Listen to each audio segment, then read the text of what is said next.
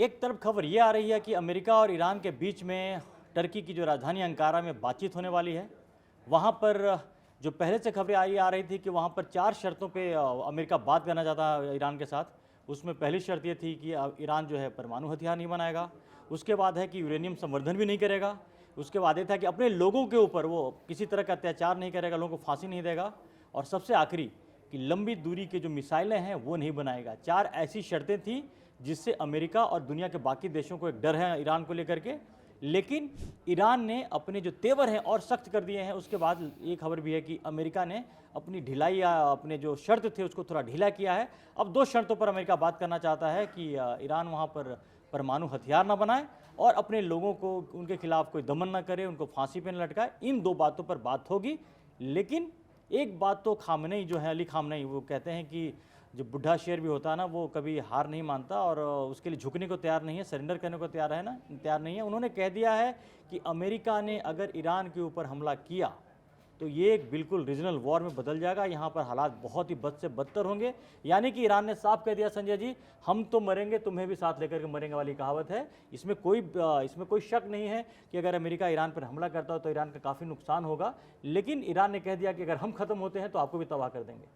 नहीं, देखिए, बिल्कुल ये ईरान का, अगर ईरान के काम करने के तरीकों को देखें या ईरान के अपने शासन को देखें तो वो बहुत आत्मघाती शासन रहा है। और उनको जब आप देखिए कि उनके यहाँ इतने हज़ार लोग मर गए जिसकी अभी गिनती तक नहीं हो पाई है, कम से कम 9-10 हज़ार तो है ही है। और कुछ लोग तो ये भी कर रहे हैं कि नहीं, 9-10 हज़ार नहीं, फिगर इससे कहीं ज़्यादा है। अपने लोगों की, इतने लोगों की मौत के बावजूद जो शासन, जरा भी जिसके ऊपर असर नहीं पड़ रहा है, वो शासन कैसा होगा ये समझा जा सकता है।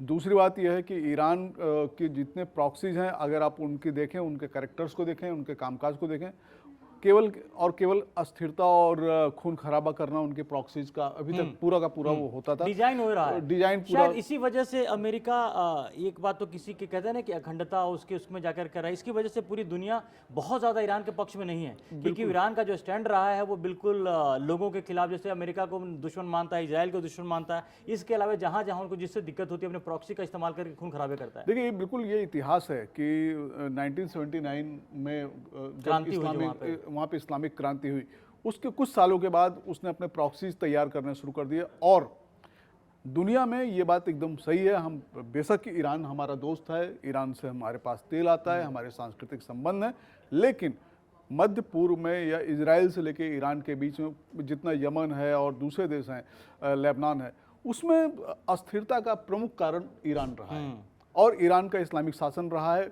जो मतलब 1979 से पहले जो ईरान चाहता था, जहाँ पे लड़कियाँ अच्छी नौकरियाँ करती थी, जहाँ पढ़ाई लिखाई की बहुत सुविधाएं थी, जहाँ मार्केट हमेशा गुलजार होते थे, जहाँ पे आधुनिकता के दर्शन हुआ करते थे, वो ईरान अब बिल्कुल बंद एक कोठरी में बदल चुका है और वो लोग बदलना चाहते भी नहीं। ये तो ईरान के इतिहास की बात रही। लेकिन अभी जो मौजूदा सिचुएशन है, अभी वहाँ पर ईरान के आसपास में अमेरिका का जो युद्धपोत है अब्राहम लिंकन यूएसएस खड़ा है। और ट्रम्प 2 तरह की बातें कर रहे हैं। एक तरफ कह रहे हैं कि उनकी बातचीत का उनको भरोसा है कि बातचीत से समस्या का समाधान निकल जाएगा। और अमेरिका ने जो शर्त है पहले ही बताया था कि क्लियर कर दिया है कि ईरान अपना परमाणु हथियार न बनाए और वहाँ के लोगों को तंग न करे। लेकिन अब इस परिस्थितियों में एक बात तो बड़ा साफ दिख रहा है कि डोनाल्ड ट्रम्प भी नहीं चाहते हैं कि लड़ाई हो, और खामनेई जहाँ बोलने के लिए जो भी बोले, उनको भी लगता है कि अमेरिका किसी भी तरह से हमला ना करे। देखिए, 2 चीज़ें वहाँ पर, एक तो ये भी है कि ट्रम्प को ये बात तो लग रही कि अगर वो ईरान में जाते हैं तो ईरान में जाने के बाद वो फंस जाएंगे, क्योंकि ये उनका जो प्रतिद्वंदी है या ये जो उनका मतलब दुश्मन देश है, ये वेनेजुएला नहीं है ना। तो यहाँ पे और वो वियतनाम की पूरी कहानी सबके सामने है। तो वहाँ पे जाके एक तो उनके फंस जाने का सबसे बड़ी समस्या है कि वहाँ वो जाके फंस जाएंगे और लंबी लड़ाई होगी। हालांकि ये बात ठीक है, दूसरा आकलन भी है कि ईरान के अंदर काफ़ी असंतोष है, उसका उनको एक सपोर्ट मिल सकता है। और हम अगर ईरान के पड़ोसियों की बात करें, इराक काफ़ी हद तक अब ईरान के मतलब सहानुभूति में आ गया है। बाकी उसके कोई पड़ोसी ऐसे नहीं है जो ईरान से बहुत सिंपैथी रखते हो। हालांकि ये खामनेई का ये कहना कि अगर वो यहाँ पे युद्ध करते हैं तो पूरा का पूरा ये जो मैदान है वो लड़ाई का मैदान हो जाएगा। अमेरिका ने भी कच्ची गोलियां तो खेली नहीं है। देखिए उनके पास CIA है और वो सारा का सारा कैलकुलेशन करके रखते हैं कि उनको कैसे युद्ध करना है, कैसे नहीं करना है, और अगर करते हैं तो उसका प्रभाव क्या होगा। हाँ, एक बात इसमें भी है ना संजय जी कि अगर अमेरिका ईरान के अंदर जाता है, इसमें कोई शक नहीं है कि वहां पर खामनेई के विरोधी बहुत ज्यादा हैं, लेकिन इससे ये भी बात से आप मत भूलिए कि ईरान के अंदर में खामनेई के समर्थकों की संख्या भी बहुत भारी है। वैसे में अगर अमेरिका किसी भी तरह से अगर ईरान के अंदर घुस भी जाए और खामनेई को अगर खत्म भी कर दे, इसके बाद भी परिस्थितियां वहां पर बहुत अनुकूल नहीं रहने वाली हैं, क्योंकि वहां भी खामनेई के लाखों की संख्या में उनके समर्थक हैं जो कि अमेरिका के लिए वहां पर प्रॉब्लम क्रिएट कर सकते हैं। और सबसे बड़ी बात यह है कि ईरान के पास हथियारों का वो जखीरा है जो आपको खामनेई तक पहुंचने से पहले ही आपको बहुत तबाही मचा सकती है। बिल्कुल बिल्कुल, इसमें कोई शक नहीं कि उनके पास हथियारों का जबरदस्त जखीरा है। हथियार कुछ उन्होंने बहुत डेवलप किया, और ये कहा जाता है कि उस पूरे के पूरे इलाके में, खाड़ी के पूरे इलाके में, अगर कोई देश हथियारों के मामले में बहुत खतरनाक है, सेना के मामले में बहुत आत्मनिर्भर है, तो वो ईरान है।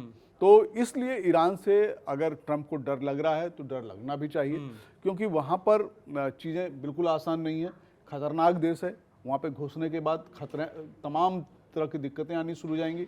हाँ, ये जरूर है कि अगर आप जैसे देखिए, इजराइल ने भी वहाँ पे कई जनरलों को मारा, और वो जिन जनरल्स को मारता था वो सैटेलाइट के जरिए उनकी निगरानी करता था, और एक बहुत एडवांस टेक्नोलॉजी के जरिए उनको मार देता था। उनकी गाड़ियों को ट्रैक करता था, जहां उनकी गाड़ियां रुके महीनों ट्रैक करता था, उसके बाद उनको इसी डर के मारे शायद खामनेई भी बंकर में कहीं पे छिपे बिल्कुल, वो तो उनकी बहुत सुरक्षित जगह है। कहा जाता है कि वो बंकर के अंदर भी बंकर बना है, ये इतना खुफिया मकान है कि वहाँ। और दूसरे, खामनेई के बारे में ये भी कहा जाता है कि एक जगह वो ठहरते नहीं है, हाँ, जगह चेंज करते रहते हैं। जगह वो चेंज करते रहते हैं, हफ्ते भर या 4 दिन से ज़्यादा वो एक जगह रहते ही नहीं है।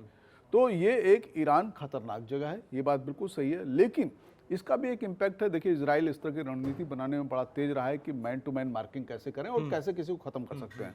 अब अमेरिका की स्ट्रेटजी पूरी तरह से मुझको लगता है कि थिंक टैंक उनका यही सोच रहा है कि अगर हम खामनेई को किसी तरह से पकड़ लें, और वो काम वो कर रहे होंगे।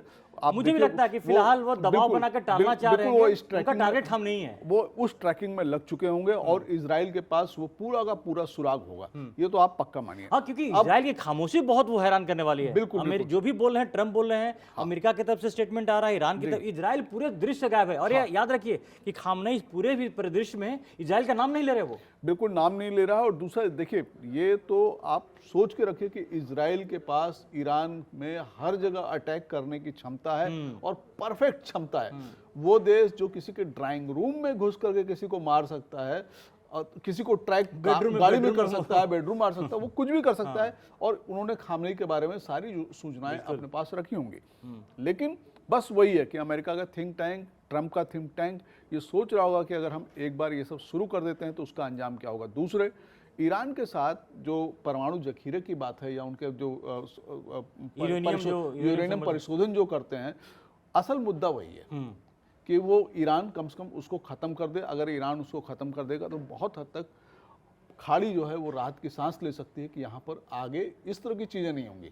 दरअसल दोनों तरफ से टाइम बाय किया जा रहा है। खामनेई भी चाहते हैं किसी भी तरह से अमेरिका पीछे हट जाए और जो युद्ध का खतरा है वो टल जाए।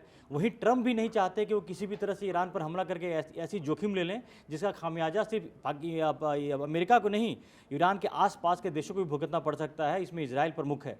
तो मिलाजुला की स्थिति यही है कि दोनों देश चाहते तो हैं कि टले, लेकिन अपनी अपनी जगह पर दोनों बने हुए हैं। ईरान सरेंडर करने को तैयार नहीं है और अमेरिका पीछे हटने को तैयार नहीं है, क्योंकि वो ऐसा माहौल बना के रखा है कि वो किसी वक्त भी ईरान पर हमला कर सकता है। ये कई दिनों से लगातार कई दिनों से चल रहा है। लेकिन फिलहाल जो स्थिति है और जिस तरह के वहाँ से जो बातें आ रही हैं, खामनेई ने साफ साफ कह दिया है कि वो सरेंडर नहीं करने वाले हैं। और अमेरिका बात करने के लिए भी जो है 2 शर्तों को अगर उसने मगर माइनस करता है, इसका मतलब है कि बातचीत का रास्ता साफ हो रहा है। और ये बातचीत टर्की के राजधानी अंकारा में होने वाला है, जहां पर जो अमेरिका के दूत हैं वो जाएंगे और ईरान के जो अधिकारी होंगे वो बात होगी। और मिला जुला के बातें यही हैं कि अगर तो ईरान ने भी बातचीत में उसे इशारा कर दिया था कि वो परमाणु को अपने कार्यक्रम को लेकर के कॉम्प्रोमाइज करने के लिए तैयार है। वो ईरान हमेशा से करता है। अगर ये बातें बन जाती तो पहली बात।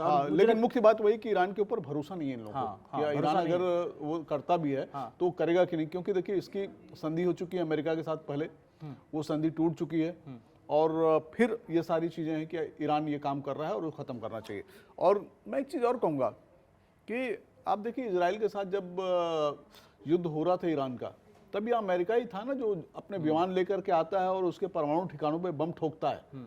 तो ये कहना, ये देखिए अमेरिका चाहे तो कर सकता है क्योंकि उसने करके दिखा दिया है, करके दिखाया अब ये वही देखने वाली बात है। लेकिन अमेरिका फंसना नहीं चाहता है, बिल्कुल फंसना नहीं चाहता। और उसकी रणनीति क्या है? ट्रम्प को हमने अब तक ये देखा, बहुत बड़े बिजनेसमैन हैं, वो वही हाथ डालते हैं जहां पर उनको फायदा होता है। इसलिए देखिए कि कभी उन्होंने पुतिन से बातें तो की लेकिन कभी भी रशिया में हाथ नहीं डाला, बल्कि एक तरह से यूक्रेन रशिया युद्ध में भी वो पुतिन का ही समर्थन करते हैं, अगर इनडायरेक्टली आप देखें तो। एक चीज और भी है कि मुझको लगता है कि ट्रम्प इसमें बिल्कुल नहीं चाहते कि उनके सैनिकों को कोई भी अपना नुकसान हो, अपनी सेना को इस समय खोना नहीं चाहते। अमेरिका की लॉन्ग टर्म पॉलिसी रही है कि वो अपने सैनिकों का कम से कम नुकसान में दुश्मनों को ज्यादा से ज्यादा नुकसान पहुंचाना चाहते हैं।